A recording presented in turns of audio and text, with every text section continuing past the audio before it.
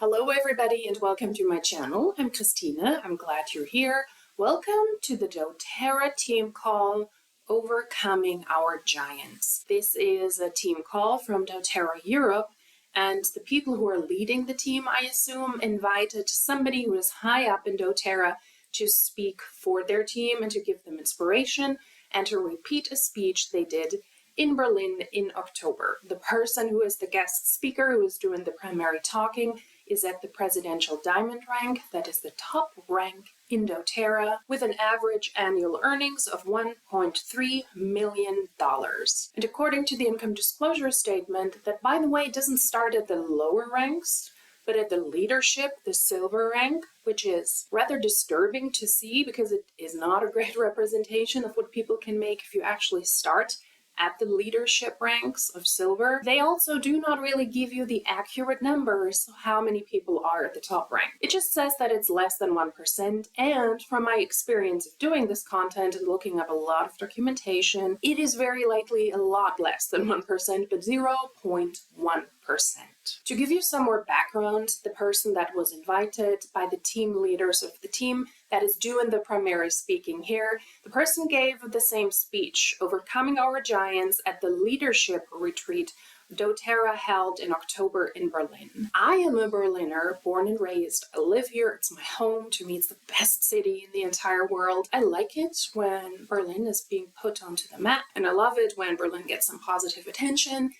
That's not the kind of attention I want for Berlin. Please, doTerra, don't do that again in Berlin. doTerra is also live in Germany, but this was the leadership retreat. In order to be able to attend this retreat, you had to hit the silver rank, which is one of the middle ranks in the compensation plan, and the beginning of the income disclosure statement. You had to hit that rank in a period between January and August 2023, and you had to hit it once during that period. Because it was the leadership retreat with the requirement of hitting the silver rank, I would assume that most people were not able to attend the leadership retreat, and they're hearing the speech for the very first time. That is the necessary background information on this team call. Like I said, it's a long one. It will play at 1.5 speed, and let's get right into this. Welcome to the team call. I am really excited tonight to introduce Melody. So I did actually record Melody at leadership. It was the one speech I recorded. I only recorded one, and it was Melody's.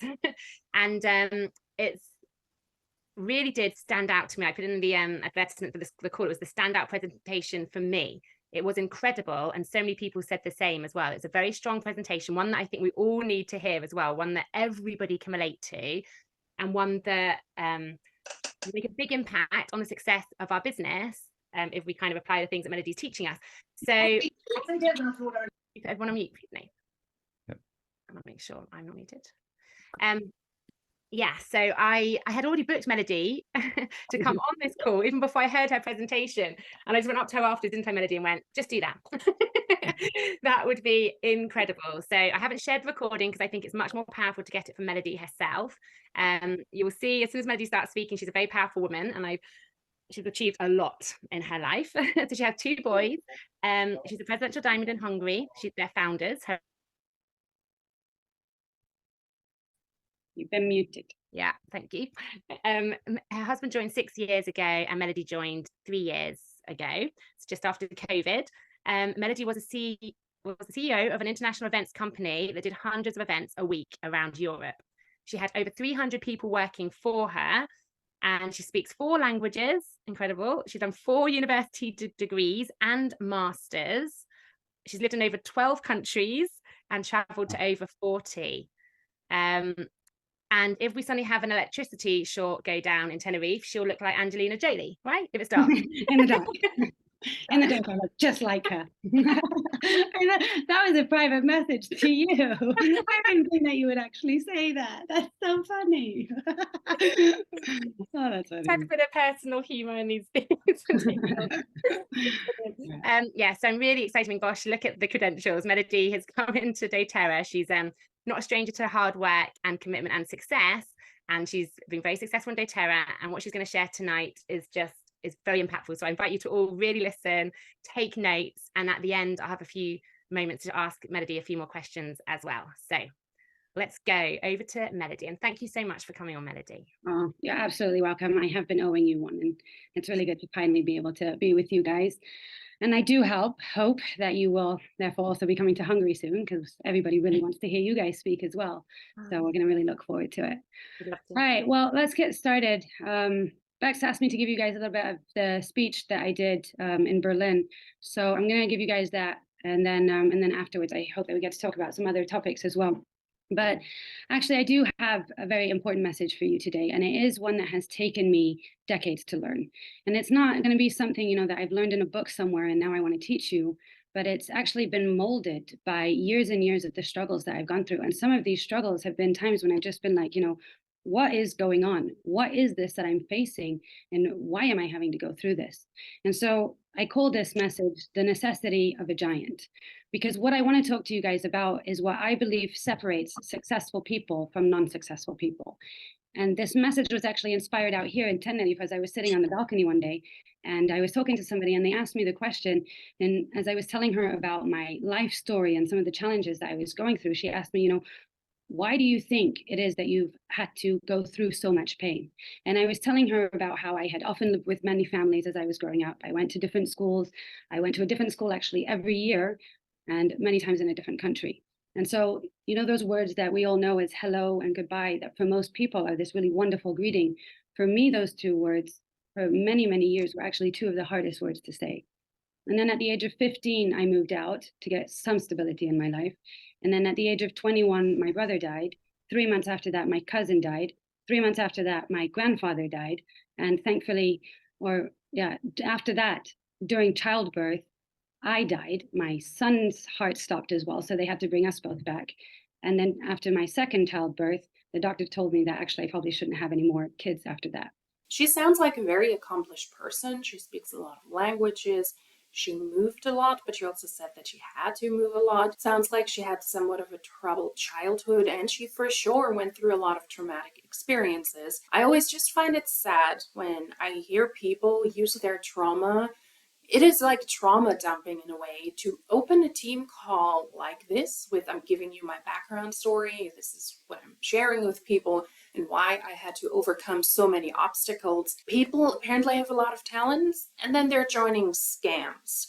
In the introduction, I'm not sure what the person introducing her mentioned or what she was pointing out there was her having an actual career as a CEO of a legitimate business, or if she had a lot of people under her in other MLMs, because she had experience before. She has been in doTerra now for 3 years in Hungary, and her husband has been in doTerra for 6 years. Also, let's keep that in mind when we're talking about somebody who was able to rise to the top rank within 3 years, somebody who very likely had experience before, probably brought over a big team, and her husband was also in the same multi-level marketing company. And the reason why I'm pointing out her very traumatic story as a young woman, to be losing 3 people that are likely close to you in such a short period of time and having complications during childbirth, that is horrific. And I'm sure it takes a lot of time and a lot of stamina and also a lot of help to get through with that.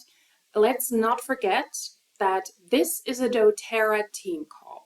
Let's not forget the motive behind this. This is for people who are in the multi-level marketing company doTerra, and it is their job to sell essential oils and to recruit people. And then during business, we would build a lot of companies. We did some other network marketing companies beforehand, and we just constantly watched them fail. And so we were riding this money roller coaster, you know, up, down, up, down. Now we have money, now we don't have money. I don't know if you guys have ever been on any of that money roller coaster.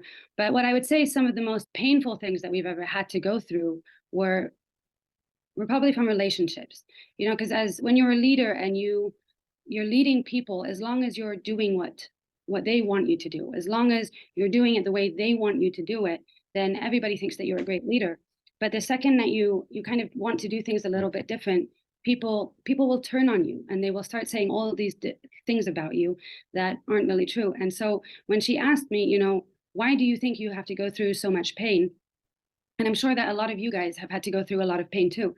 So what I want to talk to you about is from this journey that I went through, where I've really needed to make sense of what is this that I'm going through? And it just really didn't make sense. It wasn't logical. And so I needed to understand what was happening and why. And you see, when you do what we do, when you want to be a leader and when you want to impact people, then you have to make sure that that stuff doesn't get on the inside of you. Because there's nothing worse than these bitter leaders that, because of the pain that they have, they then spray that poison all out onto everybody. And I didn't want to be that person.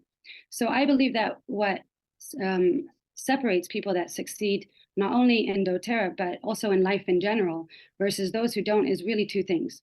One, how do they respond to failure? And two, can they manage disappointment? Because if you don't learn how to respond to your failures, and if you don't learn how to manage disappointments, then you're going to have a very, very difficult time being successful. Because it was never my victories that brought me to any of the defining moments in my life. It was always my failures. And it was actually usually the decisions that I made at the lowest point in my life that were what really decided where the next 5 years of my life is going. And so what I've learned is that what I do in the midst of my victory doesn't define my future, but what I do in the midst of my failure does.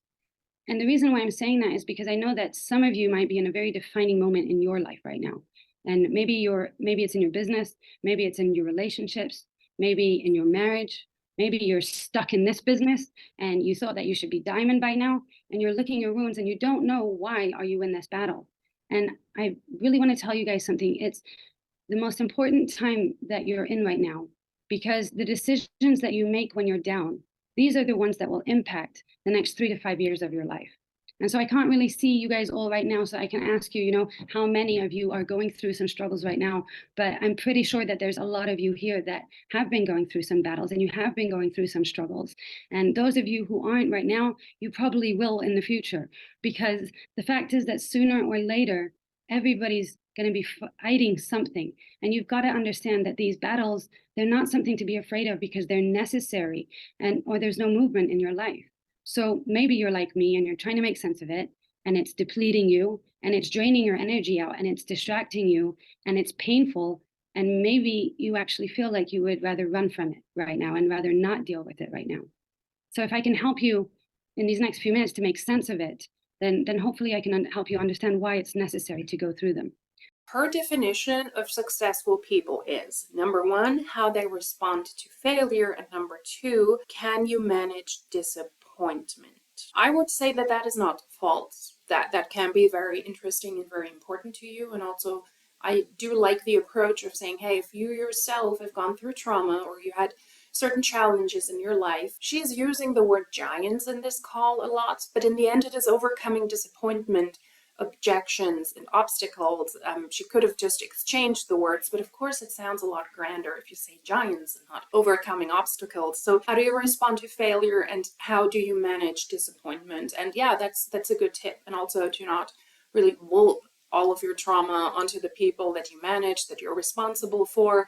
I think that's a great approach, because you shouldn't have to throw everything that sucks in your life at other people, whether you're a leader or not. It's tricky for me to call people in multi-level marketing companies leaders, because you're ultimately not. Just because you were able to recruit a lot of people, you're not those people's boss. But you have a certain responsibility, you're being put on a pedestal, and now you're being expected to teach others how to be successful as well. But I don't disagree with that. Yet she's leaving out a lot more, like privilege and socioeconomic status. All of that can be very important. If you want to be successful in a job, if you have the financial opportunity to start your own business, if you have the family backing, the financial backing, all of these points are also important and they also come into play. In a multi-level marketing company, it is similar. It's not just how do you respond to failure and how do you deal with disappointment, but have you been in MLMs before? Do you already have a team of people? Do you already have experience in multi-level marketing? Maybe you joined at a good time. You already had a social media following. Maybe you joined in a country where the market wasn't yet saturated. Maybe you have a family member who was also able to support you on your venture, whatever it is. There's a lot more that goes into being a leader or becoming a leader in the real world, in a classical job, and also in a multi-level marketing company. And once again, let's not forget the context of this call. We're talking about an MLM. Most people in a multi-level marketing company will not be successful, and they will financially fail or make very, very little income while working a lot, being on calls a lot, shilling the products, trying to recruit, but they don't see the outcome. And to pitch a speech like this to people in those circumstances is very likely something that is supposed to be inspirational and motivational, because in the end, you have to overcome objections and actual reasons and actual facts that you are not successful in a multi-level marketing company, and it is not because it's your fault. It's because the system is set up against you. And I believe that this speech for this team is designed to give people hope, so that they can continue. Yes, you will have to battle giants and you will have to overcome objections, but that is really when I learned the most. I don't disagree with that either. I would say whenever I failed or whenever my life got really, really rough for whatever reasons, I learned the most. And I also made potentially very important decisions that I wouldn't have made otherwise. In the context of multi-level marketing companies, I find that tricky. So the first and the most important thing is only fight battles where there are spoils. Don't fight battles where there's nothing to win. So you're going to have to decide which battles you're going to fight, or you're going to spend 24 hours a day fighting. All of us moms know what it's like to fight for 24 hours a day. We really have to choose our battle. But there's another battle where I see a lot of people fighting that makes no sense to me, and that is on social media. See, I don't see why people spend so much time fighting on social media in the comments over the stupidest stuff. There's nothing there to win, because winning just to be right isn't really winning. And if arguing in the comments about, you said this and she said that, that doesn't make any sense to me. And we have to understand that there's always going to be haters. There's always going to be people that don't like what you have to say. So imagine if Jesus had TikTok or Instagram today, what those comments for him would look like. He would feed the 5,000 and with bread and fish, and people will be like, well, I'm gluten-free and I'm this free and I don't eat fish and I don't eat this. And people have something to say about that as well. So it probably has nothing to do with what you're doing. It's just people that are always going to be people and have something to say. So don't let their comments frustrate you. In fact, if you don't have enough haters, you're probably just not doing enough yet. So I've actually started this club inside of me where I collect these haters, I collect these negative comments, and it just kind of shows me, okay, the more I have of them, the better I'm doing. And number two, life has doors, and every season of your life is going to have a door to the next level. So before you can expand and grow and step up a level, there's some door that you're going to need to open. And some doors you're just going to have to push open really hard. They're just going to take a lot of energy. And for those doors, you don't need more dreams. You don't need more goals. You don't need more motivation, inspiration, whateveration. You just need to do the work. There's just going to be phone calls that you're going to have to make, meetings that you're going to have to do in order to get that next door to open. But there will be some doors where there will be a giant and an adversary that is trying to stop you from entering, because doors and giants, they go together. So you need to see that whenever there is a new battle springing up in your life, it's a sign to you that everything from your previous season is used up and your next season is right in front of that door. But after your previous season and before your next season, there's something there that is trying to stop you. And I want to announce to you that your next level, it's actually designed in a way to keep you out from it. So there's going to be some battle that you're going to need to fight. And if you ignore that giant, then you're not going to open that door. So there's really no point in running from it. I don't know how many of you have heard of the story of David and Goliath. Goliath was the giant, but if David hadn't defeated Goliath, then none of us would have ever heard that story. And here's the thing. If you don't defeat your giant, then we're not going to hear your story. And these giants, they can come in many different forms. If you wonder what this is the hater's guinea pig. What would be an MLM post or a reel or a live or an opportunity call or a team call without the Huns addressing haters? And I said I will have to come up with a hater's guinea pig because I love guinea pigs. No, it's not a real one, but still, hello. This is the hater guinea pig. So whenever haters come up, the guinea pig might come up. What would be an opportunity call without addressing the haters? It would be non-existent. I don't disagree with her saying, know your battles, know when to fight, know when to speak up, and when you're on social media, there will always be haters. But let's not forget that we're talking about people who are in a multi-level marketing company. You consistently have to post on social media, to push their business, the business opportunity, and also the overpriced doTerra essential oils. Haters in multi-level marketing companies many times means people who disagree with the business model and with people pitching them an opportunity that will very likely lead to most people who join this opportunity to lose money. There is a difference between people critiquing you and people hating you. If you're being told you're horrific, you should unalive yourself, you look like you're a really horrible individual, you suck, you're ugly, all of these things, that is what I would define as a hater. And yes, unfortunately, whenever you have a public social media profile, that can come your way, and you will have to learn how to, she said, store those. Absolutely important, but in multi-level marketing companies, many times it just means don't listen to them. They're just hateful people. But in reality, lots of people very likely have valid information why what you're doing is predatory, why you're pretty much building a career on the backs of other people who will inevitably, for the most part, lose money while you profit off of their losses. There's a difference. And I would like for the MLM hunts to be more specific and to give a definition what they mean with haters. The haters guinea pig is here from now on. I would also like to point your attention towards the language that she is using throughout this call, that you have to fight battles and you have to fight giants. Once again, let's put this into context. This is a doTerra team call. These people are selling essential oils and trying to recruit you. It sounds like a delightful job to be in doTerra if I have to battle haters on social media and I have to battle giants behind doors for my story to be heard. I hate to break it to you, but honestly, you're not that important. You're shilling essential oils. Why are you battling giants behind doors? Just pick another door. Maybe a door that is not connected to a multi-level marketing company. Just a thought. So let me give you an example of a giant. When people are talking bad about you and they're discouraging you and they're lying about you and they're saying all kinds of things about you, if I can be real with you, I've been in this long enough, and I know that you're going to be teaching your team, you're going to coach your team, you're going to make changes, and then you're going to show them a new way of doing things. And here's what's going to happen. They're going to doubt you, they're going to know better, and they won't follow you, and they're going to talk behind your back for no other reason than you were trying to do the right thing. Have any of you ever met that giant? Do we have comments in here?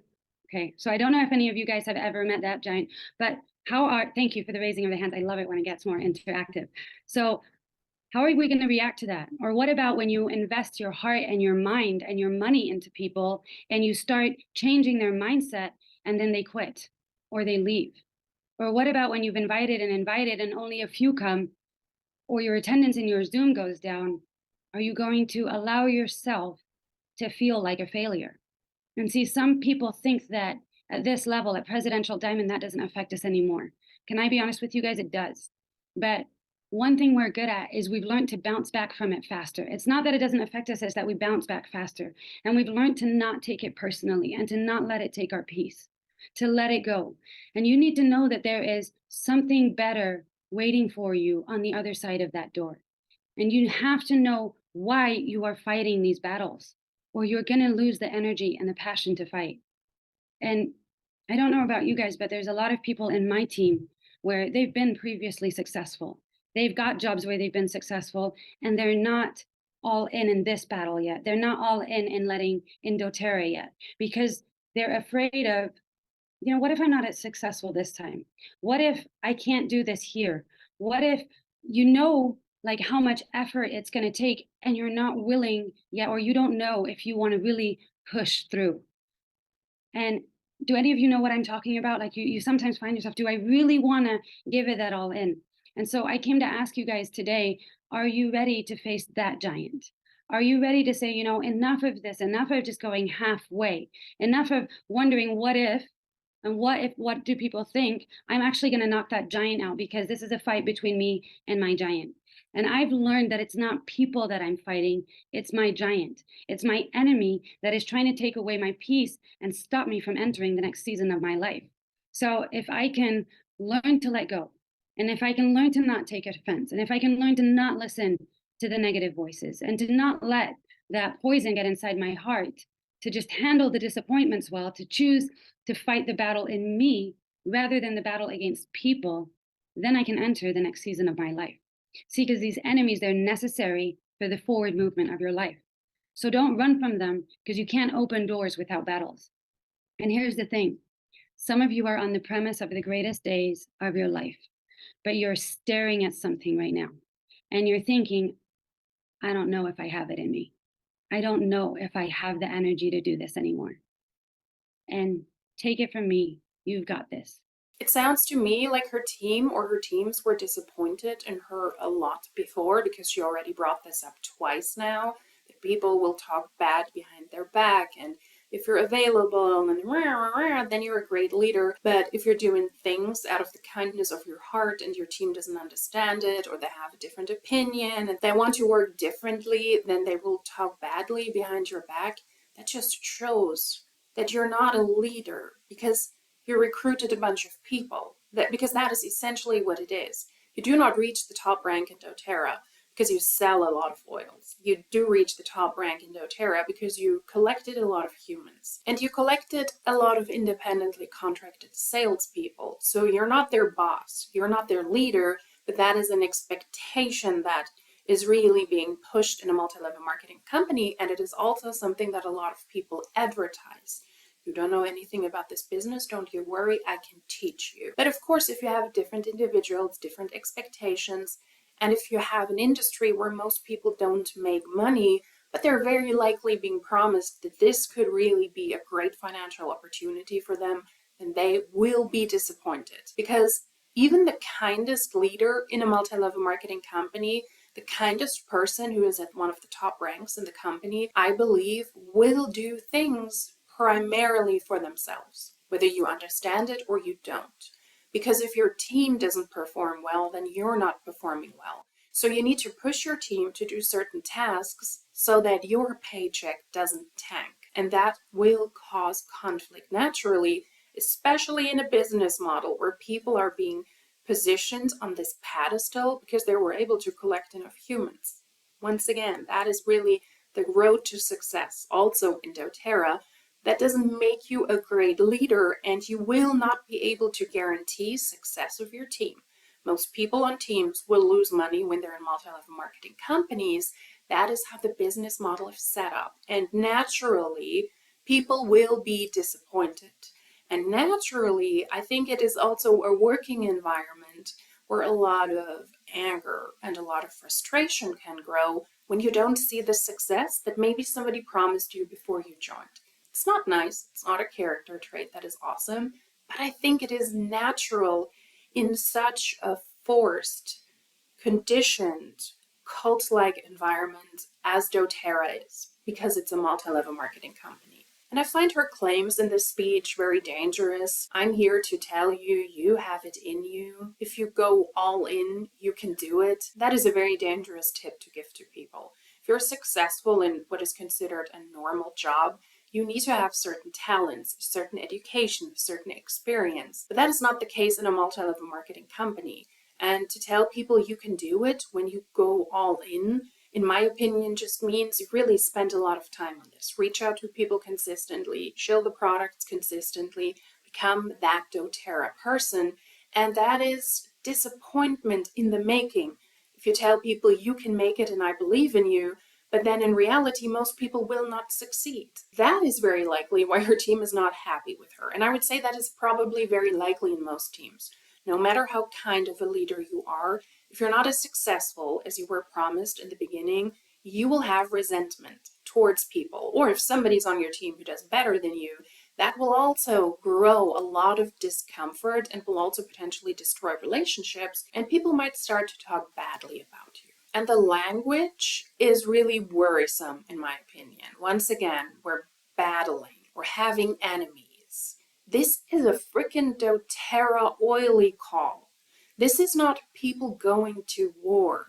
We have still a war in the Ukraine, and this sounds more and more like a call to action for Ukrainians and how to fight against the Russian invasion into their country. That's what it sounds like to me, and I find it absolutely wrong. Once again, these are oily Huns. These are not people who are battling in war. We're currently also having a crisis in Israel and in Gaza where people are fighting for their lives and for their countries to secure their territories and also their bare survival. And I find it really tone deaf and I find it really gross when people do stuff like this in multi-level marketing companies. You're not battling for your life. This is somebody who is a part of doTerra Hungary, who is speaking on a team call of people, very likely from the accent from the UK somewhere, who is also currently, I think she's filming and she's sitting in Canada at the moment, who's living a very privileged life. You're not fighting a battle and you're not fighting enemies, so stop it. You have it in you. And here's something that you guys as leaders, there's something that you're going to have to face. See, lazy people do not like hardworking people. Have you ever noticed that as long as you have time for your friends, as long as you have time for your family and you can hang out with your friends and you're not really doing anything, then everybody's, cheering for you and they like you and they're rooting for you to do well. But the second that you're starting to work really, really hard and focused, then they're like, well, you don't hang out anymore. Well, you don't want to be with us anymore. Well, you're always working. And they're like, oh, well, you're not a good friend anymore. And here's another one that I've learned in a very, very difficult way. Unsuccessful people do not like successful people. So there's going to be people that don't like you for no other reason than you're successful, for no other reason.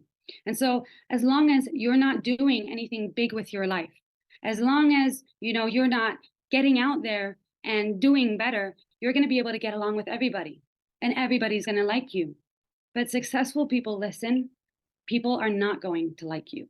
And many of you have heard that leadership is lonely, but now some of you are actually starting to feel it, that people close to you, not everybody likes you, your leaders don't agree with you, and you're like, why? I'm just trying to help them.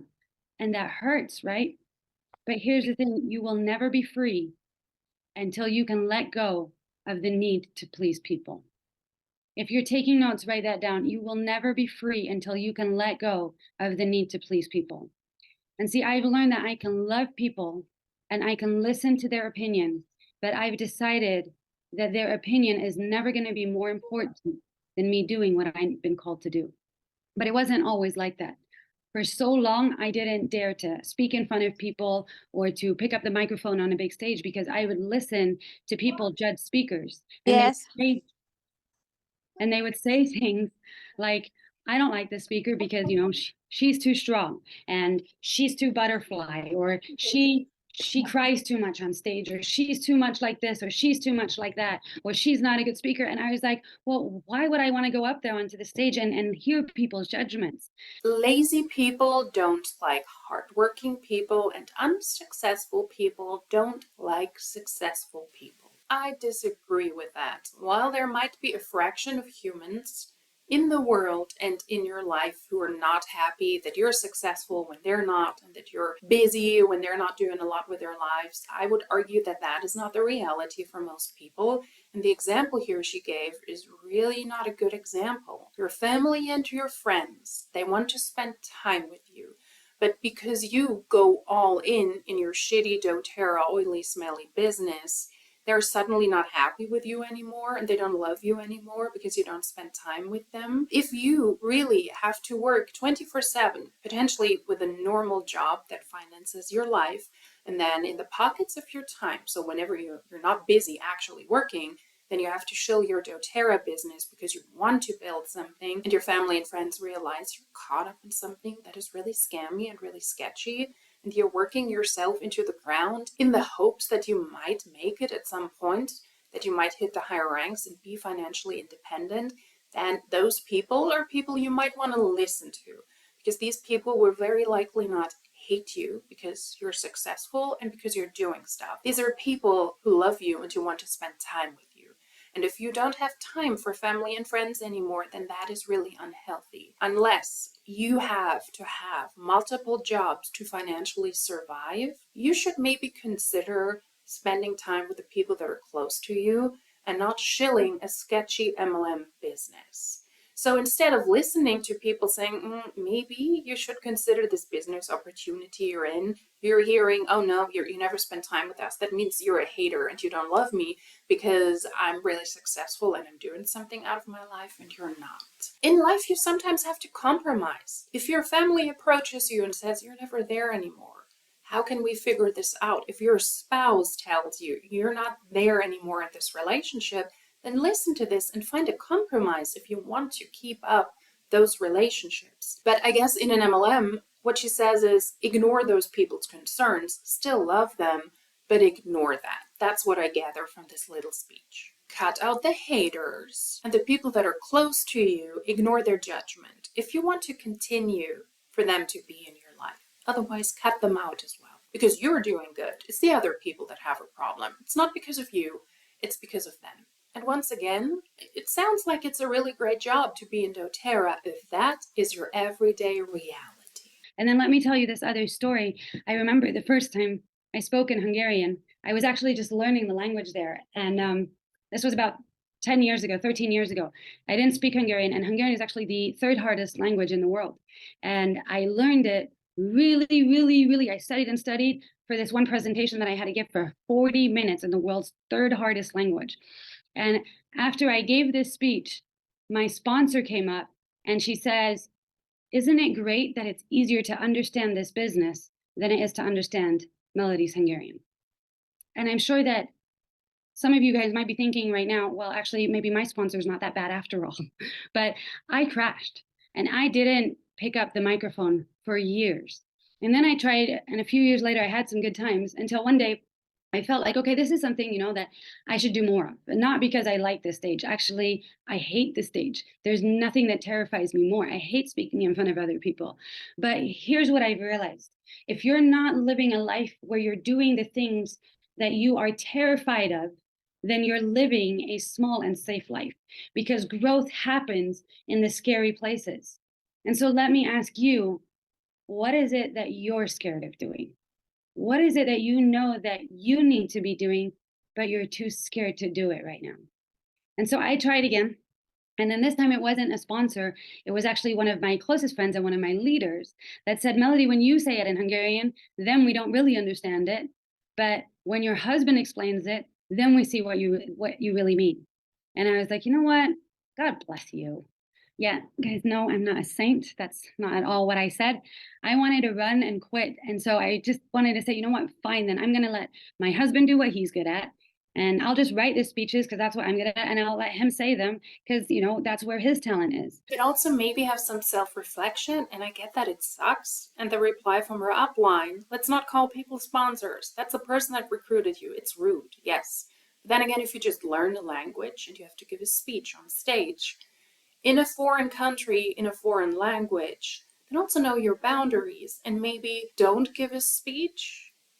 And if your husband is Hungarian, maybe he should have also given you realistic and honest feedback that you're not ready yet to give a speech in Hungarian when you just recently learned it.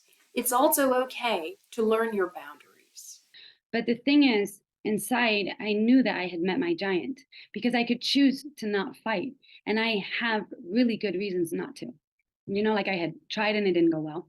And then I had a heart attack previously. And so I have these massive panic attacks before I have to go on stage. So I was like, well, people will really understand if I don't want to do that. I had really good reasons not to. I don't know if there's anywhere in your life where maybe you have some really good reasons to not do what you're not doing. But listen, even if you've managed to convince yourself of all of your great reasons, your giant, your enemy's not caring about your reasoning.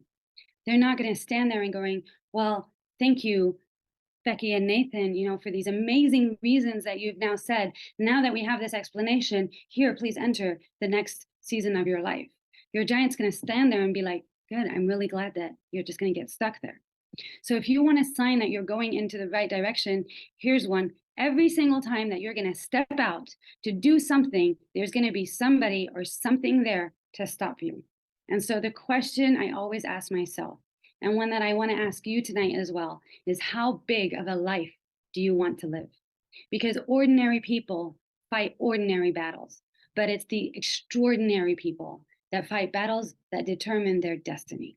And in a time when I was in this massive battle. I thought she was going to mention the haters again, but she didn't, so sorry, boo-boo. I will remove you. Keep the hater guinea pig in short reach, because I'm sure they're coming back, the haters. Do the things that scare you and do the things that frighten you. And do that consistently. How horrible must that be? How horrible of a job is it to be in doTerra? It sounds terrifying. It sounds really, yeah, I'm good. I don't think I want to join. If you push your boundaries and if you battle your giants occasionally and you're stepping out of your comfort zone, that can be challenging and it can be very rewarding, but also know your boundaries. This is such a bad example. Don't give a speech when you're not good in a language. Figure it out.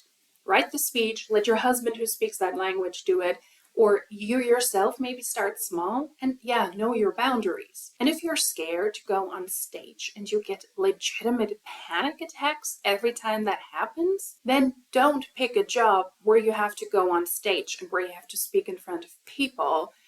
That's a good warning sign because it sounds like a miserable life if you have to do that consistently. Let's say you get offered a job where you have to occasionally give a presentation for, I don't know, the C-suite. And it's a really interesting job. It's really a field you love, but you're scared of speaking in front of people. Maybe you're working in the financial world and you're getting a new offer and you have to speak, let's say once a quarter in front of the C-suite and give a financial background of the company. That is something that can be terrifying, but I would say, yes, try it. See if it is for you. It's a very controlled environment. And you know that you're probably going to do this only a handful of times throughout the year. You can practice this, you can push through. There are workshops, there are online resources you can utilize. That is something where I would say you can grow in discomfort. If somebody offers you a job in the financial sphere at the university as a professor, and you have to speak in front of a big arena, well, it's not an arena, but an aula, a hörsaal, a room of people that need to learn from you pretty much every single day, and you're pretty much peeing your pants every single day because you have to give a presentation and a speech in front of students every single day, then I would say maybe consider and don't take that job. It is okay to know your boundaries. And then asking for a friend, did she just choose to pick the most obnoxious phrases and add them to her Berlin speech? Of course, we're putting Berlin on the map like this. Maybe I feel personally offended because I know it was her Berlin speech. Maybe that is my giant. I like my city. I like my home. That's why, probably. Did she really pick just the most obnoxious phrases? How big of a life do you want to live?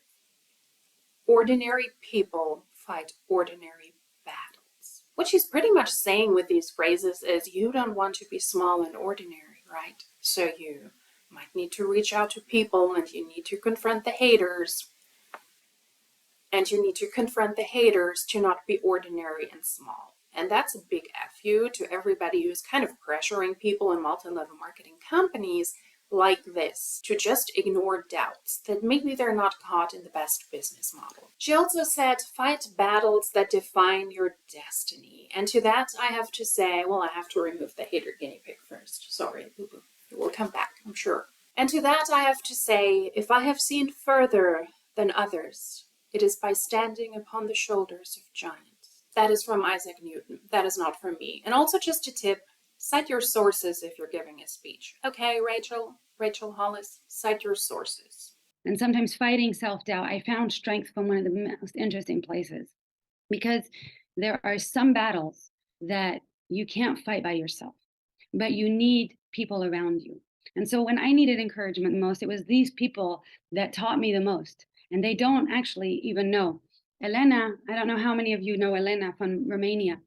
And Elena, she's the type of person that when she fights giants, if you go toward Elena with your excuses and your self-doubt and your whatever, she's gonna crush it, light a fire underneath it, melt it, give you this new mindset, and then kick you toward your giant and be like, okay, now you need to go and fight your giant. That doesn't sound good. Once again, do you want people to leave doTerra? Because then you're doing a good job. This call doesn't make me want to join doTerra. Now, granted, it's a team call. It's for people who are already in doTerra, but this is not inspirational. This is run the other way. doTerra sucks. That's what I gathered from this. And then there's other leadership styles. Like, for example, Angela and Oliver, I don't know if you know them, they just became presidential diamonds. And they are completely different from me in their style. They have this kind of hippie lifestyle going on. Oliver has all of these tattoos, which I actually think are really cool, but they're also vegan. And the way that they fight their giants is they throw vegan food at them. I'm just kidding. But the way that they fight their giants is that they are the most hardworking people that I have ever met. They are fearless and they just go head on against any single giant. And then they work as hard as they can. And sometimes they'll turn back and they'll look to see, is our team following us? And then they'll encourage their team, like, come on. And by example, they will lead. And then there's Nathan. And Nathan, he doesn't even know, but during the time when I was really fighting this, it was last year, Nathan has this amazing style about him. He's just the type of guy that he will smack the stupid out of you and you feel like you've been hugged. He brings a better person out of you. And I love being about Nathan because he's constantly making you laugh. And then he's smacking the shit out of you. Rebecca and Nathan are the uplines of the people on this call who invited her to speak. So just as a feedback on this amazing opportunity yet again, where the leaders smack the shit out of me and light a fire under my butt so that they can reset my mind. Doesn't sound bad at all. And enjoy life and just be an amazing person. You raise up a level whenever you get around Nathan. That's what he brings out of you. And I love that about Nathan. And then, so you're laughing, going along the way. And then Nathan eventually will put his arm around you and then he'll be like, okay, now stop messing around, go fight your giant. And then there's Becky, and Becky has a completely different style. And I love Becky's style. She'll put on music and then she'll just dance against the giant and she'll exercise it out of the giant, like move until the giant finally gets so dizzy that he's like, okay, I'm out of here. And there's so many different ways of fighting these giants. And I love that about all of these different leaders. And you can see in their styles that they are all so completely different. But the one thing that they all have in common is that they are not willing to compromise their uniqueness. Maybe it's just me, but this doesn't sound good. If the leaders have to go drastic routes like this, dancing like the crazies and smacking the frick out of you to encourage you to continue, then that doesn't sound good. And it doesn't sound like the leaders are embracing their uniqueness. It sounds like you're really caught in a very, very strange system. And maybe not battling that giant, but looking at the giant and thinking, ooh, no, dude, I'm out of here, would be a better option. Does that sound inspiring to you? It sounds horrifying. I would be out of here. Besides the faith manipulation of the giants and also what is your calling, yada yada, doesn't sound like a great environment to work in order to impress others. But yet they all know how to slay giants. So to you guys, Nathan and Becky, I really want to thank you just for how incredibly encouraging you've been for me. And I remember, Bex, when we became presidentials and I came off the stage and you were standing there to hug me and I hardly knew you. And it meant so much to me. And so when you're in these battles, reach out to people who are different from you. Reach out to people who are around you, because there are so many battles where you're going to need people around you to fight with you. And so to close this part, let me say this. See, pain doesn't stop your purpose, but the wrong reaction to pain will stop it. And you can go through a difficult season and it can either paralyze you or it can propel you into your purpose. And you can go through a tough time, but if you react in the right way, you will get better rather than bitter. And so my challenge to you is that in a world where we can't avoid pain and we can't avoid disappointment and failure, will you choose to react in the right way?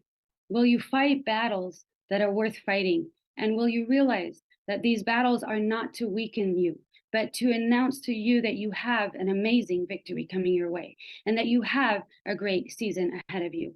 And that when you thought that you were being buried, when you were surrounded by darkness, it was just you being planted like a seed in the soil, and now you're ready to sprout.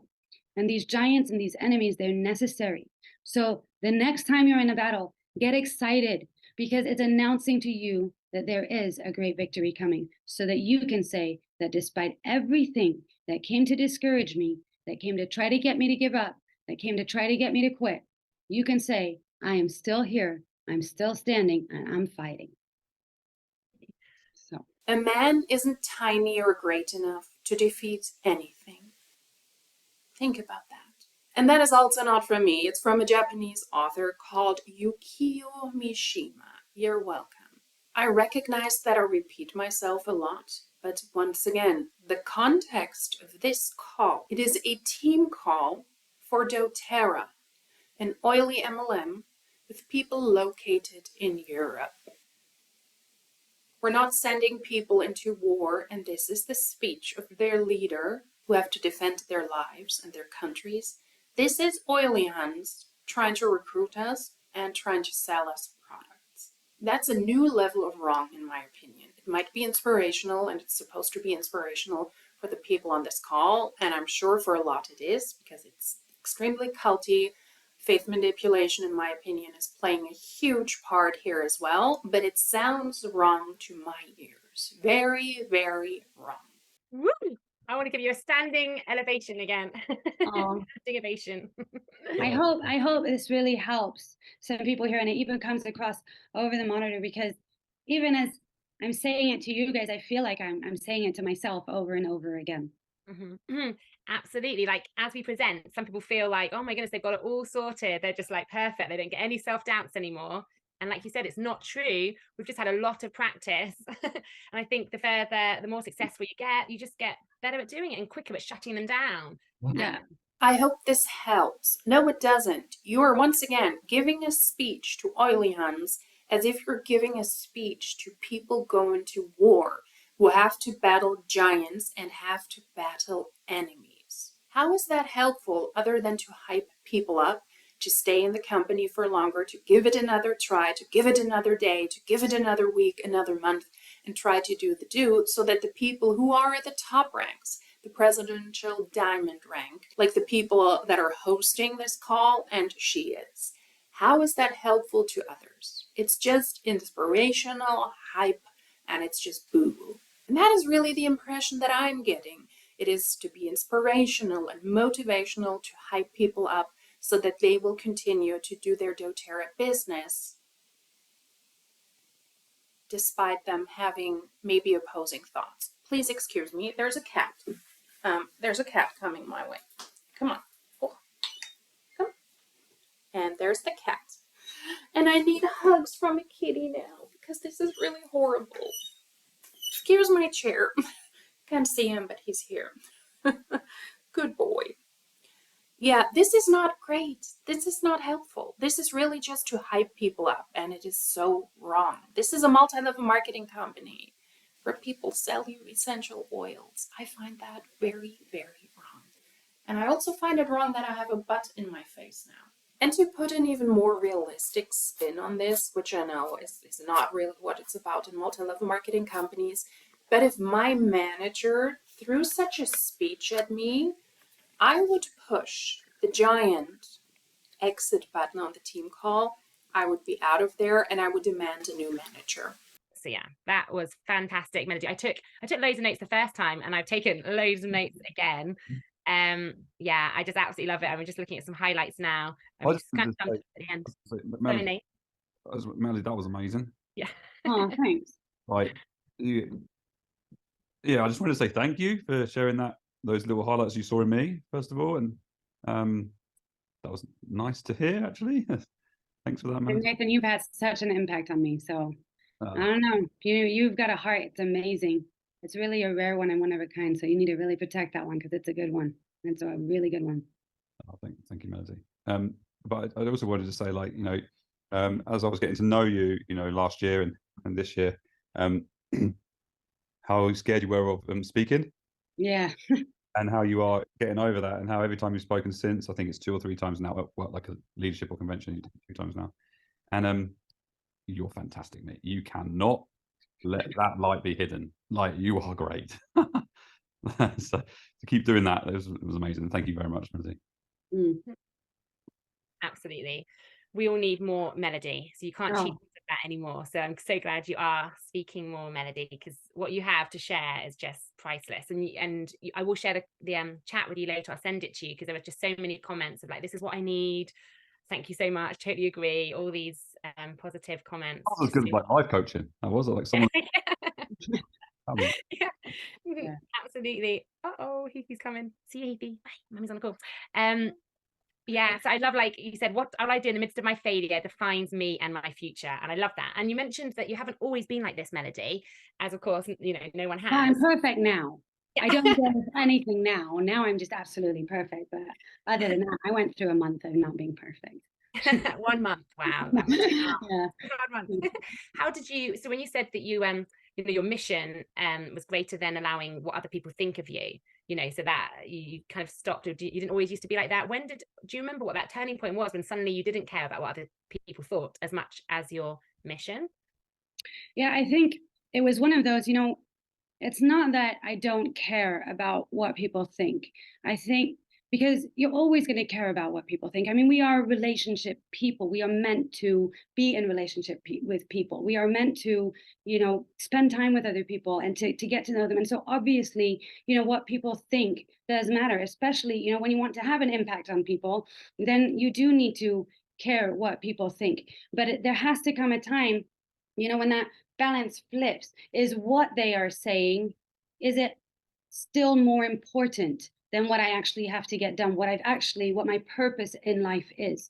And I think for me that it's just been years and years of training myself mentally. And it's not like it was one event. It was over and over and over again, renewing my mind and training my mind, and just trying to get rid of the self-doubt that I absolutely had in myself. And so if it's okay, is it okay if I speak a little bit more about my self-doubt journey? If I seem distracted, it is because because my niece's cat's still cat sitting. Her cats, they're in this room now, and they're really taking over this place. They're really cute. They're really annoying, and they're really hairy. But I'm here for it, because this speech was getting out of hand, in my opinion. So if that's the case for you as well, then grab a cat, grab a puppy, grab a guinea pig, show them some love, and let's continue. And if you can see the plant moving, it is very likely because there's a cat hanging in the plants. So apologies about the distractions, but the cats, they're here now. Train yourself, in my opinion, just means brainwash yourself. And you have to do that over and over again, because just doing it once will not help you. Brainwash yourself into believing that what other people are saying about you and your business is not as important as the purpose in your life.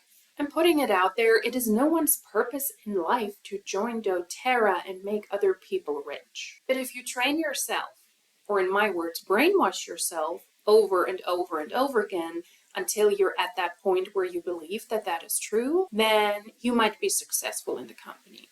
You will for sure stay longer in the company and make other people rich, and that is really the purpose, brainwashing yourself and training yourself over and over again. And apparently also the leaders have to do that. They have to convince their teams to do the same. And so if it's okay, is it okay if I speak a little bit more about my self-doubt journey? Yes, please. That'd be amazing. Right. Because I think that self-doubt is actually one of those things that we, especially, I can't really see everybody's faces, so I don't know how many women we have versus men, but I think especially us as women, we deal with self-doubt an incredible amount. And so I think, you know, how do we get rid of that is one of the most important questions. And if you've ever noticed, at least I looked around and I always saw, even in network marketing or in any business really, that it's always women that go to the middle level, and then the top leaders are then always men, you know, because at some point, yeah, exactly what I just saw in the comment, at some point self-doubt starts kicking in and we feel like we're these imposters. And if we can handle this self-doubt well and understand it, then I think that so many more doors would open. And so what I did is I went on this journey of really studying, where does self-doubt come from and what is it about? And eventually I realized that actually self-doubt is, and this imposter syndrome, like I know we've come up with this great name for it now so that we can label it, but it's really nothing more than not knowing if you are capable of doing something. So if you can switch out that phrase, self-doubt, to, I just don't know if I can do this yet. And so really what we are saying is, do I have the ability to do this? And the thing is, we start focusing on all of these, what if it doesn't work? What if no one shows up to the Zooms? What if they don't like what I'm saying? And I think I switched it and I started to ask myself the question, okay, but what if it does turn out well? What if I can do this? What if I may have to practice this a few times, but what if eventually it does happen? And then I thought, because I'm also very on the realistic side, okay, honestly, what if it doesn't? What if I do fail? But see, here's the thing is, you can't fail if you are working and if you don't stop. And this became almost a mantra that I started to say to myself all the time is, I can't lose. I can either win or I can learn. So the way I get over situations where I feel self-doubt is I start to tell myself, look, you're not supposed to be good at this yet. So you prepare and then you go do it. And actually, I spend less time preparing than what I actually do doing it, because I find that I learn far more and far faster from doing it. And then what I do is I always evaluate, okay, what should I do better? What should I do different? And this is such an important step in every meeting that I had, in every speech that I gave. Even after this one, I'm going to sit down and I'm going to go, okay, what did I do? How did it go? What should I do better? And then I go again at it. And what happens is, you start to think, okay, what do I need to do next time? And you evaluate, and then you go again. And I see so many people that they just wait to get prepared, and then they prepare some more, and then they learn more, and they prepare more, and they hope that as they get more prepared, that their self-doubt will go away. But it never will, because every single time that you come to a new situation, I found that it's just I immediately saw self-doubt again. And I realized, okay, look, this is just my mind asking me, how do you know you can do this? So I flipped that switch. And the thing is, the answer is you don't, until you do it over and over again. And so we need to accept that it's not a bad thing to have self-doubt. It's actually a good thing, because it always comes in a new area where your mind is just trying to gather new information, and it's gaining new information, and it's learning new skills. And that's where the growth is. But the problem is that especially women, we're not used to taking risks and failing and challenges. And it's because, I don't know if you've noticed this, I don't have daughters, but I know from me that even when you're raised, in a good family, and I was raised in a good family, but to girls, we always say like, oh, you look so pretty, and oh, you look so beautiful, and oh, you painted a lovely picture. And it's all about being cute, and everything for girls is based on beauty and based on how well we do. And if we're lucky, then maybe sometimes we hear, oh, you're clever. And sometimes I wonder, and I notice that even I do that when I speak to girls, that all I'm ever saying is, oh, you're so pretty, oh, you're so beautiful. But then I listen to, how do I talk to my boys? And here's the thing, we didn't hear when we were young what we tell our boys. And that is, yep, go climb that tree. Yeah, fall. Yes, hurt yourself. And then get up and do it again and learn from it. And you don't know how to do it? That's fine. Figure it out. It's a challenge. You've got this. Go again. That's all I'm ever telling my boys. And so boys, from a young age, we're constantly telling them to get out of their comfort zone and to learn from it, while girls, we're telling them, look pretty, be sweet, have it all together. And then when they become adults and they have to face these challenges, we ladies, we're like, okay, but how do I look while I'm doing it? Okay, well, what are people going to think about me? What, I'm here, I'm impostering, they don't even know me, like, what if it's not so pretty? What if I don't do well? And we need to realize and let go that the life isn't always pretty. It's messy. And the process while you are learning to do something new, it's never impressive. And I was thinking about this the other day. I was like, have you ever heard a man ask for directions? See, they don't. They wing it. I remember as a kid, somebody stopped us and they asked my dad for directions. And my dad's like, yeah, just go straight, turn left, go right. And I looked at him, I'm like, Dad, that's not where it is at all. And he's like, well, they asked for directions. I gave them some. They'll say stuff that they'll never admit in a way that they're lost. You'd rather you'll sit next to your husband driving in the car, and you're driving around and around and around. They just wing it. And the thing is we would never do that. We would be like, okay, oh, I'm so sorry, I don't know. And oh my goodness. And why don't I know? And then like, I should know where that is. And so of course you have self-doubt, but the question is, are we willing to get over it and do it over and over again, knowing that we're going to screw up? And can we then just take it and reevaluate it? And we're going to have to do it again and again until we get some confidence. Self-doubt will not prevent you from being successful in an MLM. What will prevent you from being successful in an MLM is the lack of recruitment, of not being able to recruit enough people into your downline so that you can rise in the ranks and make more money. And that is something that is not in your power, because if you are not able to recruit enough people, it just means that not enough people said yes to a sketchy business opportunity or didn't say yes to purchasing the overpriced MLM products, and that is simply not in your control. You can only control so much, and that might or might not define if you're more or less successful, but essentially you cannot force people to sign up with you, and you cannot force people to purchase from you. And that is a giant they conveniently leave out on these calls. And that is true whether you're a man or a woman. I do not know, because I have not seen any official documentation of most people that are at the top ranks are actually men or women. I think it completely depends on the MLM, what kind of demographic they attract. Most people who participate in MLMs are women, but I have not seen any statistic if the people at the top are actually predominantly men. I would say that the people that run the actual company from the corporate side mostly are men. And especially if you're a woman and you're on this team, you're supposed to brainwash yourself into believing that you can do it, although the odds are against you, especially if you're a woman. In my experience, many times men are more confident than women to put out what they want, to ask for what they want. And yes, I think they are more confident in a lot of ways than women are, and I think that's not how it should be. Women should be confident as well to ask for things, but with the context of an MLM, I find that rather difficult and I find that rather sketchy. As if that is our target audience here, women, or maybe there are more women on this team than men. I don't know.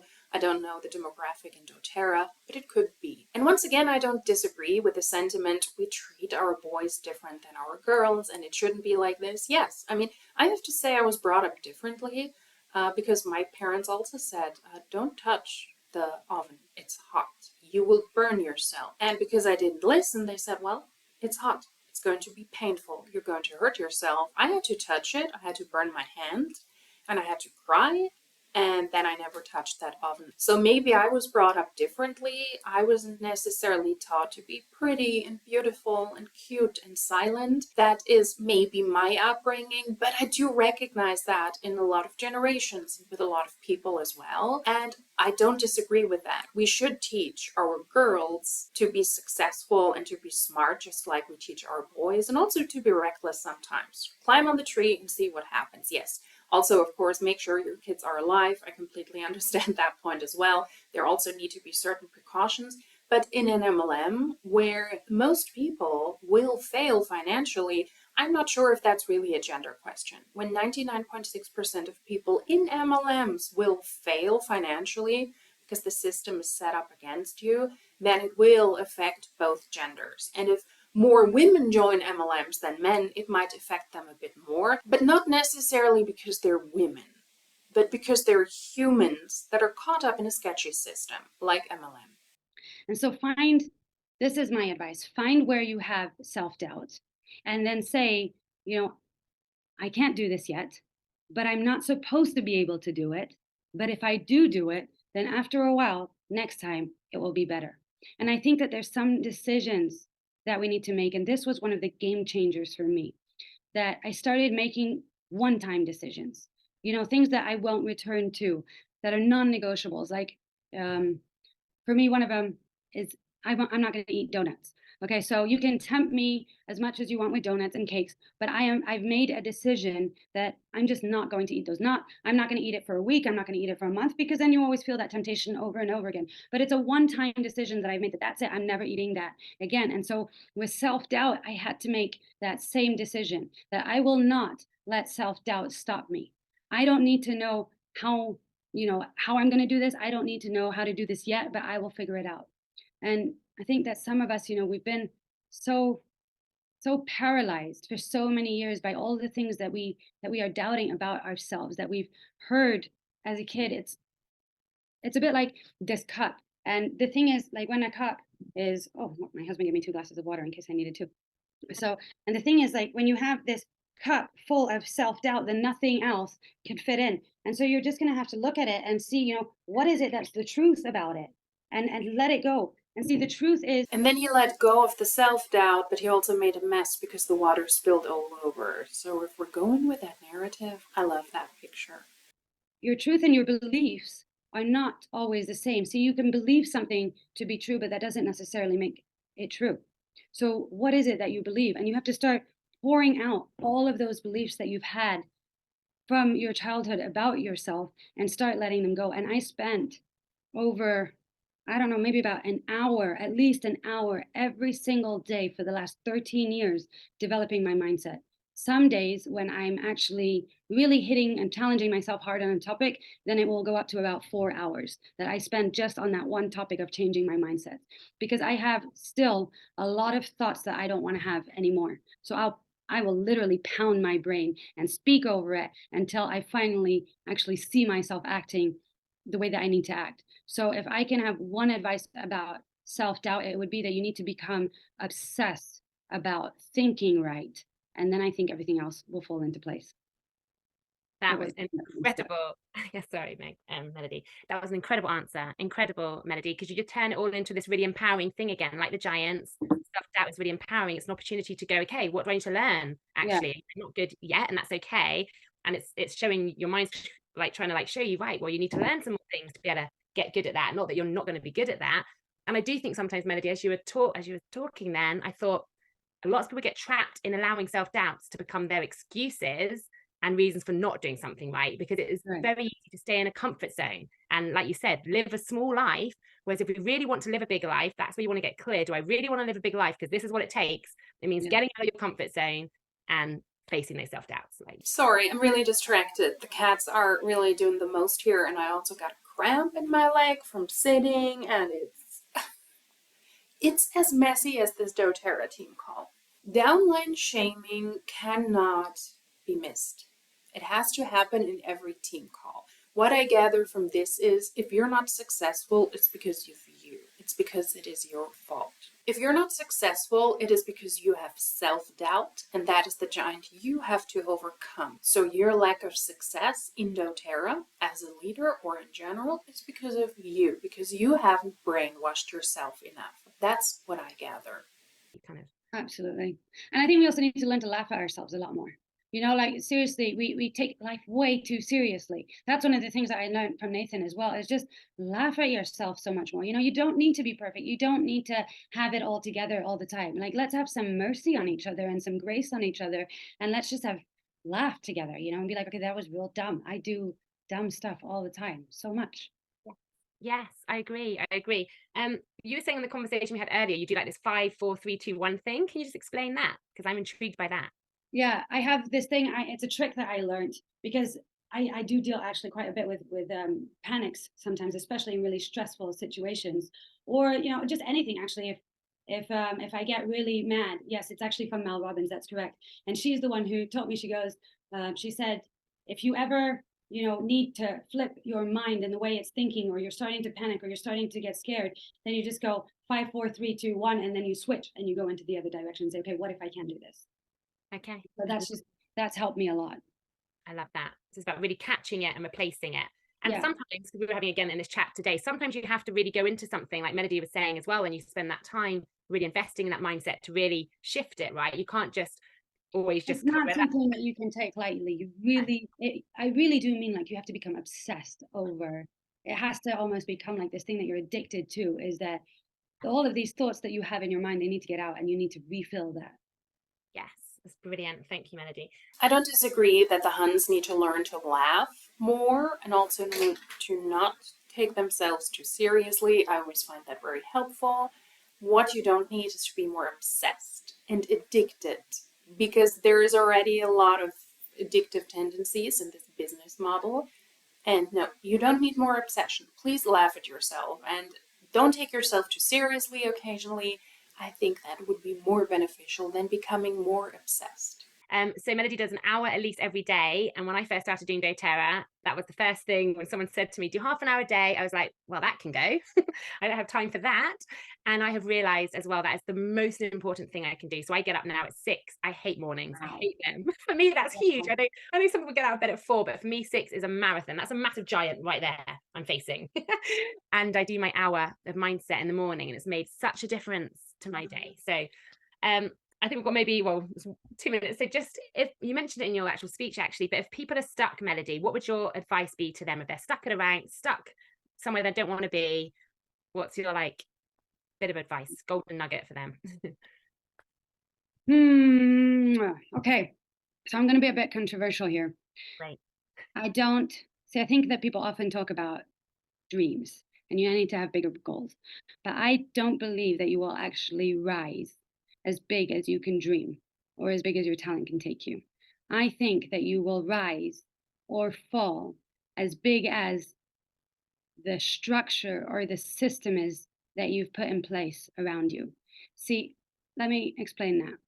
You can be an incredibly talented singer or athlete, right? But if you don't have those systems in place, if they don't have that structure in place, then they, no matter how gifted they are, and they can express all of this creativity, which is beautiful, but if they don't have the systems around them, then they're not going to have the next they're not going to be successful, because that's where systematic hard work comes in. That's where they need to have that team around them that handles the concepts, the trainings, that keeps them fit and healthy and organizes their schedule. And so I think it's the same way with us, is that I think, and I see so many people that they love the oils and we love to share them, but then we run out of builders to share them with, and we get stuck and we think oh, we can't get to the next level.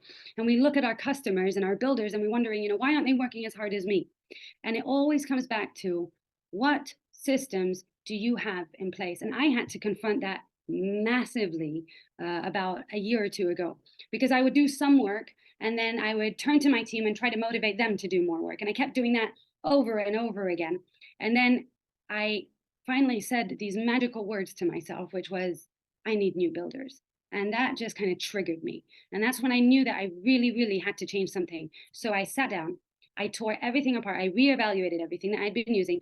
And so I spent so much time creating systems, onboarding, core ranking, expectations, training. I sat down and I created systems for myself, stuff that made me do the work that I needed to do in order to get unstuck, whether it was quarterly, monthly, daily. And these, to me, had to become a non-negotiable. So I had to say to myself, okay, today I have to reach out to these many people. Today I have to ask for this many referrals. This week I have this many presentations. And I had to put this amazing structure around myself to not allow myself to get out of it.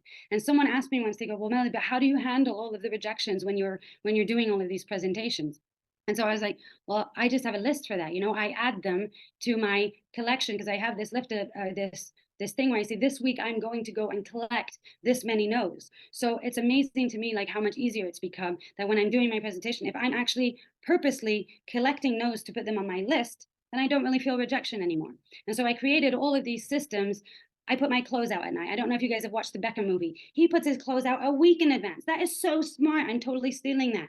But I make my bed in the first thing in the morning. I listen to the self-development. So much of these systems that I had to put around me, because I realized that if you want to be professional at something, just like any athlete, anything like that, then you're going to have these systems. So if you feel stuck, number one, become obsessed about changing your thoughts and your beliefs. And number two, create systems that support you to do the income producing activities. Those are the main two. And then there's one more, which is extremely important. And we don't have time to get into it today. But the third one is, have somebody who holds you accountable.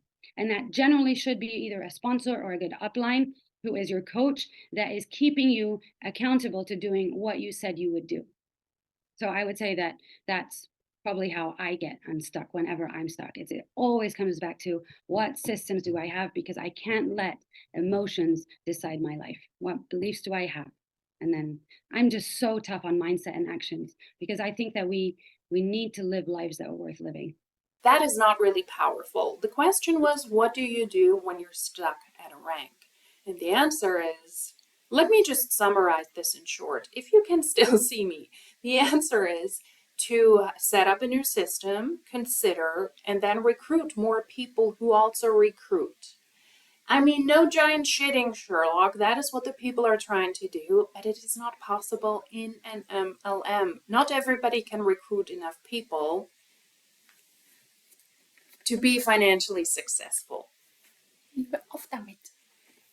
Stop it. No.